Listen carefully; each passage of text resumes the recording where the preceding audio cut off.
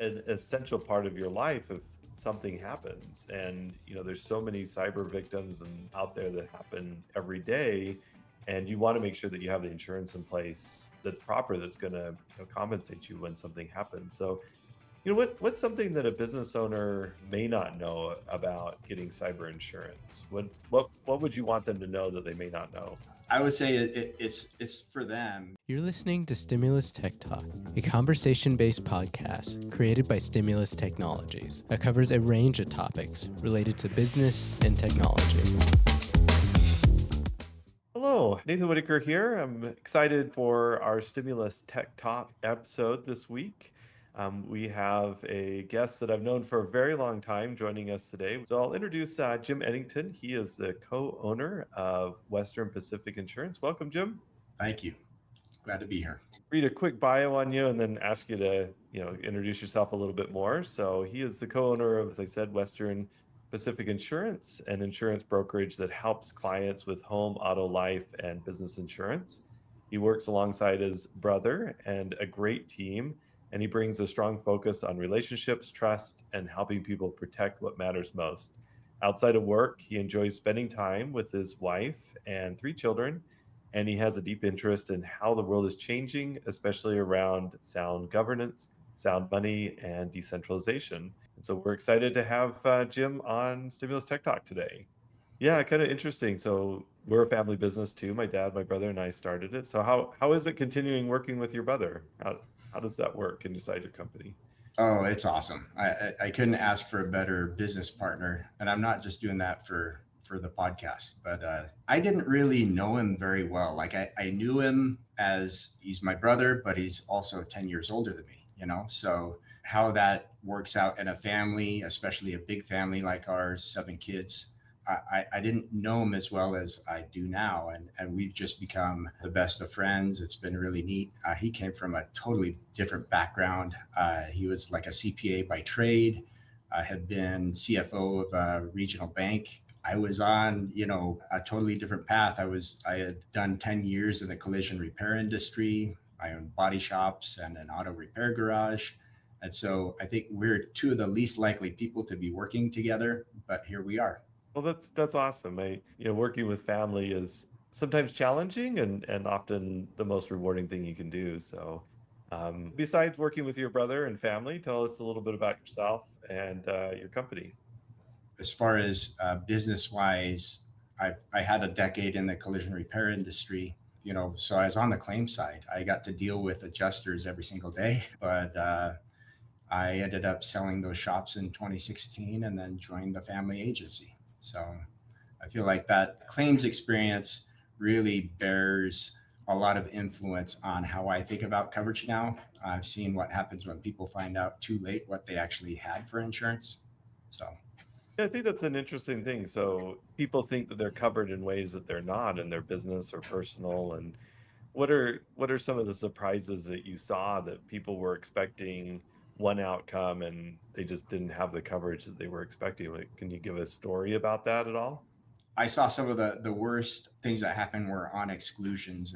In fact, somebody had excluded a member of the family on their insurance. Their claim was denied because they excluded somebody on their policy. To get somebody excluded, you have to jump through hoops, on your policy. And unfortunately, they did jump through those hoops, excluded them, and it was denied. And that was a little uncomfortable call, the regional guy for that insurance company. But thankfully, they took care of it. They're like, yeah, we know it was a disgruntled customer, so don't worry about it. We're going to get it towed out. There's, not having the right coverage in place to make sure that you're getting factory parts put back on your car and getting aftermarket instead. Most insurance policies do allow for aftermarket, and people don't really know that. Usually it's not that big of a deal, but people who are real sticklers and they're like, no, I want GM only back on my GM, it can be problematic, and there's definitely a price difference. And so sadly, you get what you pay for, and it can be a tough lesson, but yeah. So thinking about that, I mean, I'm sure that there's business owners that, have these insurance policies. And I know when I get my insurance policy, it's some, hundreds of pages long, and I'm sure there's plenty of exclusions and different things in there that I don't expect. So as an insurance agency, how do you help businesses understand, the type of coverages they're getting and making sure that they're, fully protected? Well, I mean, we try to start with just, the education side of it, making sure that they really do understand what they're getting into. Because, like every time that we write a policy for somebody, we take the time to explain what they're getting and what they're not getting. Because those things can be, a big surprise at the end. If you have a claim, or when you have a claim, often it's when you have a claim with auto insurance, and maybe not quite so often with home insurance, but when you have a claim, it can really bite you. So yeah, we do take the time to educate business owners on what they're missing, and it's sometimes an uphill battle. I'm sure you can resonate with that.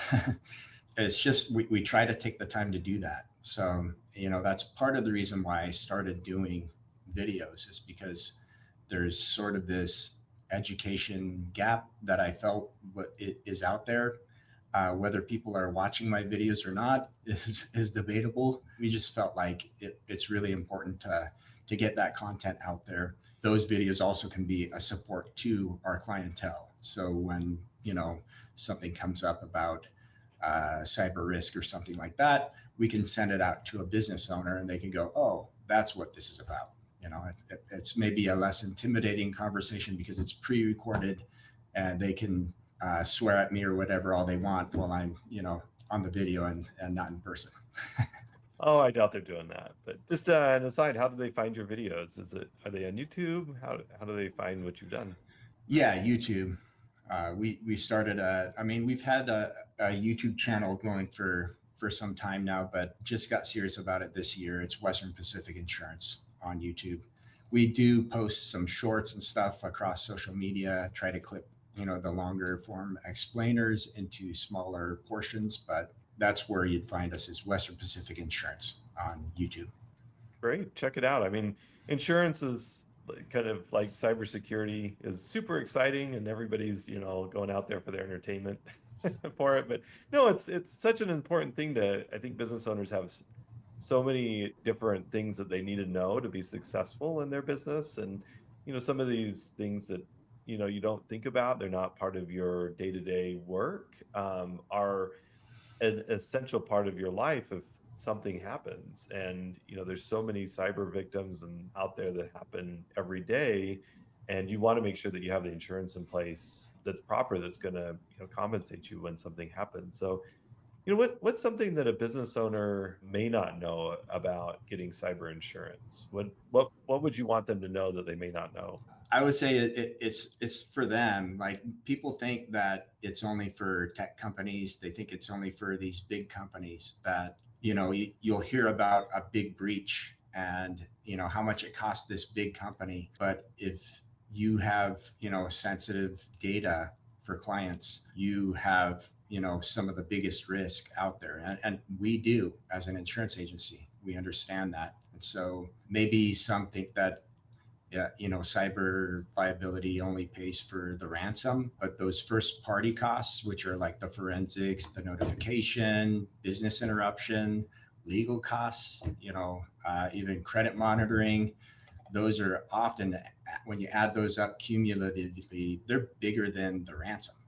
So people don't realize that a real cyber liability claim can start from a simple email mistake. And we had an email mistake toward the end of last year. It happens. It's something that could have turned into something much bigger, but thankfully we have training, and we kind of knew exactly how to react when it happened. Those things can happen just so easily, and I think that would be the first thing that I would say, is that it's not limited to the big companies. This is something that every business should think seriously about. And that's not fear mongering. That's more of just like risk management. Like, when I was first getting married, I got introduced to an insurance agent, and he told me, he's like, "Hey, you're buying a house. you're married, you don't have an umbrella, you don't have life insurance. And these are things that you need. And he was just straightforward about it. He didn't even sell life insurance himself, but he's like, make sure that you have that umbrella policy because it's a little bit extra, but it's a huge amount of coverage. And that's kind of how I see the cyber side of things. It's sure it's a little bit extra, but for me, it's this sort of necessity. It's one of those necessary coverage that, yes, it's a sunk cost, but it's something that manages your risk. Well, and I think it almost goes back to the statement you made about cars, not, at the beginning of the conversation is it's not if, but when you're going to need it. And I think, businesses often think, small businesses think they're too small to be a target. Yesterday, I just had an opportunity to talk to, older individual that got attacked personally and fell victim. And these hackers are going after everyone from individuals to large corporations. They don't really care. So it's not a if it will happen, it's a when it will happen. There's just a lot of things you don't think about. I think you rattled off a few that companies don't even think about if you have a breach, especially if personal information is released, you have to do credit monitoring, you have to write letters to everybody. And I think we've all received those letters in the past and wondered, oh, how do they do this? But hopefully the insurance helps you out with that. And that's one of the things they do, correct? Oh, absolutely. They have breach response coaching. You could have a cyber attack happen and it's 2 a.m. and many policies include that, where they'll coach you through what to do. Of course, if I'm being attacked, I am reaching out to my IT company right away, but they can be very helpful on that side of things. I think you mentioned some things that I think are great is, to get insurance policies now from a cyber liability standpoint, it's a lot harder. And we're seeing our client, struggling, answering even the attestations that the insurance companies are wanting. They're going from just a simple 1-page form to like we've seen some that are 30 pages or more, and, people don't understand it. So I'm sure you're seeing that with your clients that, there's just so much more in depth that people have to put in place. I mean, it's all the way down to like who you're hiring, where you're hiring them. We're a very global economy now. And so you have people that are working overseas. How are they accessing your data? There's a lot that goes into cyber liability now, and especially the type of company that you might be. We talked about there's big companies and there's small companies and everything in between, but every company is going to be looked at a little bit differently. And they know when you're an IT company that you've got a big load of risk and that they're going to have to get through, and it's going to be a more lengthy application for you. There's a reason why there's a lot of questions and there's a lot of work sometimes that needs to be done to sort of patch where your gaps are so that you can get to where you can have a cyber liability insurance policy. So. Are you seeing AI making this any more difficult as companies are implementing AI? This is a curious question. Are you seeing the insurance companies questioning AI usage inside their businesses?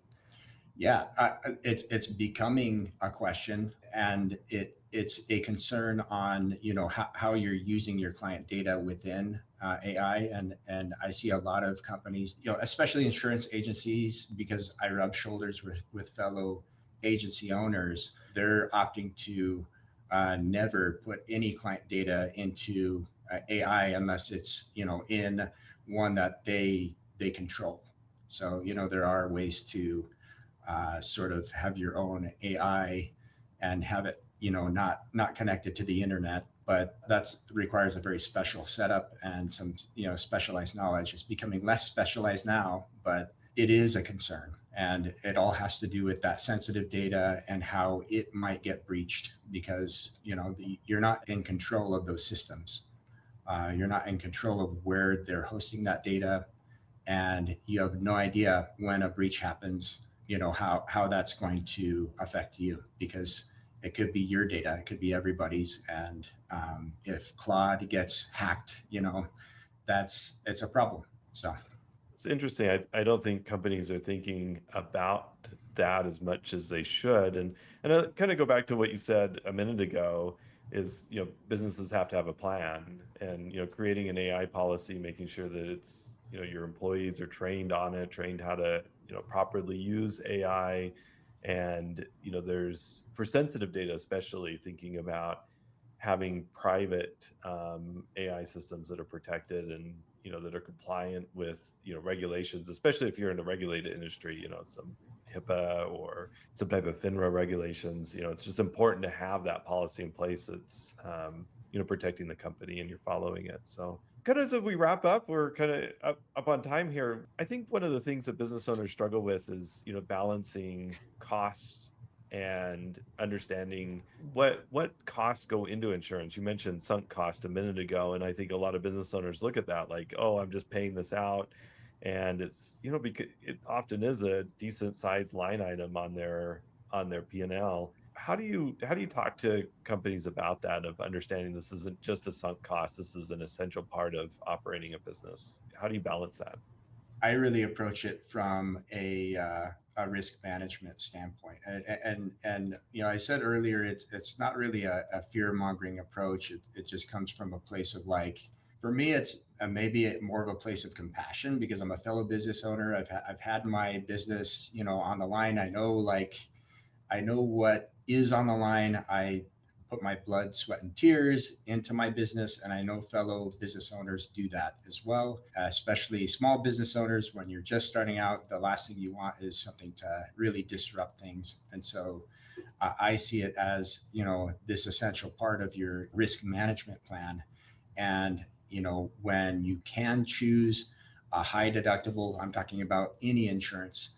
If you can choose a high deductible and you can afford it, you do the deductible you can afford. Again, it's risk management. You're trying to push risk off onto the insurance company that you don't want to assume. And it's good to inventory the risks that you have.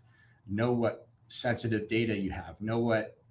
Think about what it would cost and research it. Research what it would cost to actually, notify clients, because there's a certain way that has to be done. And it's very expensive on a per client basis. And so if you've got thousands of clients in your database, they've all got to get that communication. And I think just looking at it from that perspective, if you're inventorying it and you know what those risks are, and you realize how big of a number that could be potentially, then you see it from sort of the big picture view, and you see how little it is in that when you look at it, the big picture. So. Perfect.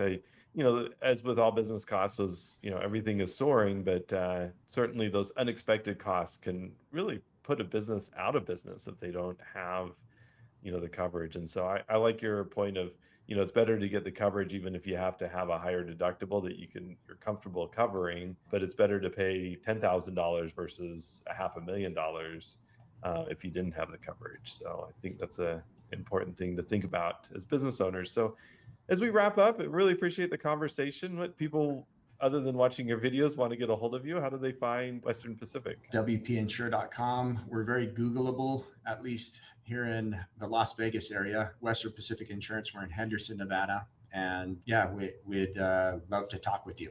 All right. Well, thank you, Jim. Great information today. And please reach out to him if you guys have any questions. And thank you for listening to Stimulus Tech Talk this week. Have a great day, everybody.